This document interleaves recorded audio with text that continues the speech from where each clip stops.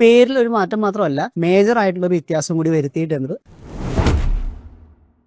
നമ്മൾ ചെറുപ്പം മുതലേ കേൾക്കുന്നതായിരിക്കും ഇന്റലിന്റെ i3 പ്രൊസസർ അല്ലെങ്കിൽ ഇന്റലിന്റെ i5 പ്രൊസസർ. ലാപ്ടോപ്പ് എടുക്കുമ്പോൾ നമ്മൾ ആദ്യം ശ്രദ്ധിക്കുന്ന അതായിരിക്കും i3 ആണ്, i5 ആണ്, i7 ആണ് എന്നൊക്കെ ആയിരിക്കും നമ്മൾ നോട്ടീസ് ചെയ്യേണ്ടാവുക. പക്ഷെ ഒഫീഷ്യലി ഇന്റൽ ആ സീരീസ് നിർത്തുകയാണ്. ഇനി മുതൽ i3, i5, i7 ഒന്നും ഇല്ല. ആൻഡ് പുതിയ സീരീസ്, പുതിയ സെഗ്മെന്റ് അവർ കൊണ്ടുവരികയാണ്. ആൻഡ് അത് കുറച്ച് കൺഫ്യൂസിംഗ് ആണ്. നമുക്ക് ആ മോഡൽസ് ഒന്ന് നോക്കാം ഏതൊക്കെയാണെന്നുള്ളത്. ഏറ്റവും കൂടുതൽ ആളുകൾ എടുക്കുന്നത് i3 പ്രൊസസർ ആയിരിക്കും. ആൻഡ് ഇപ്പോൾ അത് കോർ 3 ആണ് കേട്ടോ. അതിനൊരു മിഡ് വെയിറ്റ് റേഞ്ചിലാണ് വരുന്ന i5. അതിപ്പോ കോർ 5ഉം അൾട്രാ 5ഉം ആയിട്ടുണ്ട്. ആൻഡ് ഇപ്പോൾ i7 ഇല്ല, പകരം അൾട്രാ 7 ആണ്. അൾട്രാ 7ഉം കോർ 7ഉം ആയിട്ടാണ് രണ്ട് സെഗ്മെന്റുകൾ വരുന്നത്. തീർന്നിട്ടില്ല, ഇനി ഒരു മോഡൽ കൂടി ഉണ്ട്. അത് i9 ആണ്. i9 ഇനി ഒഫീഷ്യലി അൾട്രാ 9ഉം ആയിട്ടാണ് മോഡൽസ് വരുന്നത്. എന്താ വ്യത്യാസം നോക്കാം. ആക്ച്വലി നമ്മുടെ i3ഉം i5ഉം i7ഉം തന്നെയാണ് അൾട്രാ 5ഉം അൾട്രാ 7 ഒക്കെ ആയി മാറിയിരിക്കുന്നത്. പേരിൽ ഒരു മാറ്റം മാത്രമല്ല, മേജർ ആയിട്ടുള്ള ഒരു വ്യത്യാസം കൂടി വരുത്തിയിട്ടുണ്ട്. അതൊന്ന് റിലയബിലിറ്റി ആണ്. 14th ജനറേഷൻ അത്ര ഫ്ലോപ്പ് ആയിരുന്നു. നല്ല ഹീറ്റിംഗ് ഇഷ്യൂ ഉണ്ടായിരുന്നു. അതെല്ലാ പ്രൊസസറുമായിട്ട് കോൾ ബാക്ക് ചെയ്തു. ഒരു അപ്ഡേറ്റഡ് വേർഷൻ ആയിട്ടാണ് അൾട്രാ സീരീസോ കോർ സീരീസോ ഇറക്കിയിരിക്കുന്നത്. മാത്രമല്ല AI എൻഹാൻസ്ഡ് ആയിട്ടുള്ള പരിപാടികൾക്ക് യൂസ് ചെയ്യാനായിട്ടും കൂടി സ്പെഷ്യൽ ആയിട്ടൊരു സീരീസ് ഇറക്കി. അതായിരുന്നു അൾട്രാ. ഗ്രാഫിക്കൽ ഡിസൈനിങ്ങും അല്ലെങ്കിൽ വീഡിയോ എഡിറ്റിംഗും പോലെയുള്ള ഹൈ എൻഡ് പ്രൊസസറുകളൊക്കെ തന്നെ HS-ഉം